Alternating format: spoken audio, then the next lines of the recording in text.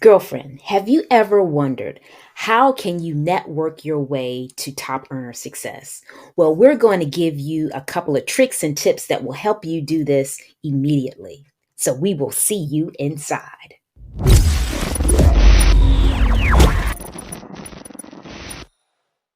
Hi there, my name is Ingafay, and I am a confidence coach. In today's video, we're going to talk about how you can network with anybody. I know when I was first starting out in business, this was one of the things I often asked my upline on how to do. Well, we're going to get to the bottom of that today.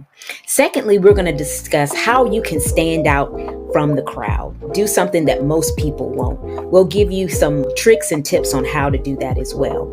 And last but definitely not least, we're going to talk about how we can create an action plan for your networking. Most people don't do this, but we'll give you the reason why you want to do this and tell you how to actually create it. We'll get to the bottom of that today as well. Let's do this, shall we? So now let's talk about how you can network with anyone. Now, I can tell you networking in prospecting is definitely something that we need to do on a regular basis as a direct seller. Or really, entrepreneurs need to do it in general, because when you're out of leads, you're definitely out of business. So you want to figure out a way that you can incorporate networking, maybe even in your daily routine, if you haven't done so already, that you're having constant leads come in on a regular basis. And normally when I do network, whether it's in person or virtual, one of the things I love to do is find some commonalities that me and the person that I'm talking to could have in common. And as a result of that, I'm able to talk to them about it. I'm really able to connect with them and really grow the relationship quickly from an instant connection just because we have something in common.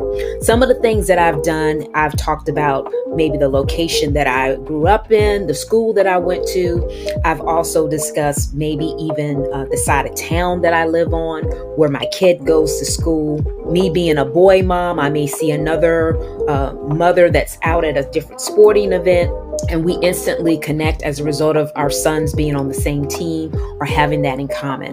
So always look for ways that you can truly connect with someone and resonate with them on things that you already are passionate about, and just be completely transparent with them. This really helps you to be authentic. People really get to know the real you, and they feel a bigger connection with you. Another thing that I like to do as well when I go out and connect is I like to give first. And what do I mean by give first? I like to provide some kind of value.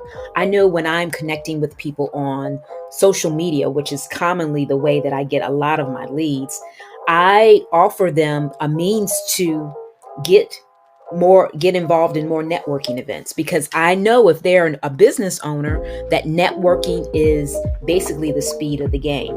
So I offer them access to several networking events that I have access to. And as a result of that, they see that I'm providing value with them first. Whether we connect and do business together or not, I want to give first before I actually try to get the sale or get the referral or ask for a collaboration.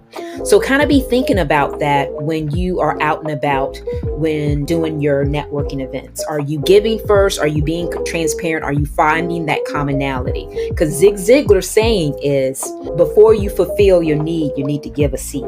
So make sure that you're giving some kind of seed by providing some kind of value to the person that you're connecting with.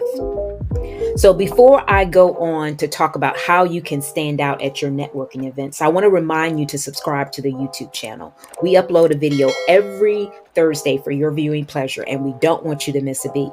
So we would love for you to subscribe. Just click that subscribe button below. So now let's talk about how you can stand out from the crowd when it comes to networking. Now, I can tell you, when I first started my networking business, I did pretty much what my upline at the time was telling me to do. And a lot of the time, they were telling me to send out scripts to people and tell them about my product or service. There was really no talk about developing a relationship or getting to find out what the people wanted and needed. It was more asking them if they would try my product or service, and at that particular point, if they were not interested, to move on. Well, those things that we did back in the day, when you know better, you do better. So I want to help you do better now. And one of the things that I have learned, especially when you're interacting on social media, it is very imperative that you take an interest in the person first. So what do I mean by that? This person that you may be wanting to connect with, you can connect with them by, well, take an interest in them first by actually interacting with one of their posts. You can go on their profile and see some of their posts. You can like some of their posts. You can comment on some of their posts so they can see that you're engaged with them as a person first before you even attempt to try to make the connection. So I know a common method that people use to do this is called the 27 taps, where they are reaching out to 3 people 3 days in a row, interacting on their social media posts to show that they're interested in them as a person first, and then they send the DM message. Now, you could do something similar to that, and that does work because you are letting the person know that you're genuinely interested in them, especially if you're doing more than just saying, oh, thanks, great comment. Thanks. You're actually sending a meaningful type of comment on their post. It's not just saying a thumbs up or good job, that kind of thing, that you're actually taking whatever they said or whatever they were discussing in the post, or if they were sharing some kind of feedback from a video or anything that they are posting, that you're sharing some kind of interest in them. So you want to make sure that you're doing that on a regular basis before you send out a DM, because people can feel your energy. They know when people are just after the sale and not really interested in them. And the biggest thing you want to do is to get them to know you as a person first, not the person that happens to sell XYZ product. And then based on that, build a connection that, oh, by the way, you do sell this product. And if for whatever reason they are of service of it, or they know somebody that may need your services, that you would appreciate the referral. But you got to build the connection first. That is just so, so important for us to really build relationships. Because I know in the past, I have sent those cold DMs because I was told to send them gold DMs. And I really didn't have that connection that I really wanted to have with the person. And I felt really bad inside because I knew that I wasn't authentically connecting with them. I was just connecting with them to see if they were interested in my product or service.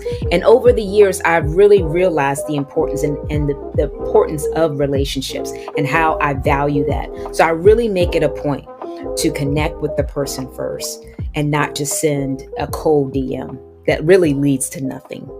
If the person that you're engaging with has a product or service that you're interested in, you could, of course, be a customer first before you actually engage with them. Or, these days, pretty much everybody has an email list.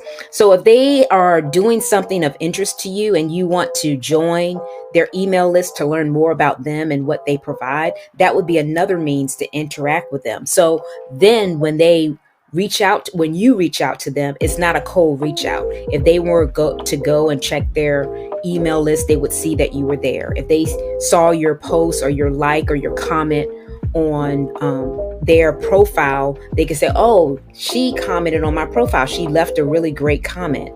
So just kind of remember that, and that people buy people. I don't know how better to say it than people buy people. So be human first and make sure that you really connect with the person when you're networking, whether they buy something from you or not.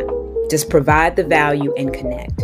So before I go into how to create an action plan, I would love to know, how are you guys engaging? Are you engaging with people before you send them a direct message? I would love to know what you do right now. So leave a comment below and let us know how you're currently doing. Is this something that's resonating with you? If this is something you haven't heard before, comment that as well. We would love to know what you're thinking.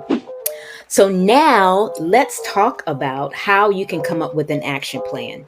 We all know that we want to track what we're doing because a track number is what grows over time.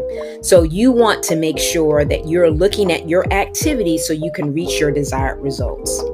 So one of the things that my mentor, Darren Hardy, has a plan where he does a 3-15-1 plan. So let me break this down for you. He does 3 in-person meetings a week. Now, the time that we live in and the time that he had done this training was pre-COVID. And we're definitely in a time where virtual meetings are all the rage right now. I know personally, I like the virtual meeting. It saves me time because when you have an in-person meeting, you got the travel time that you have to account for.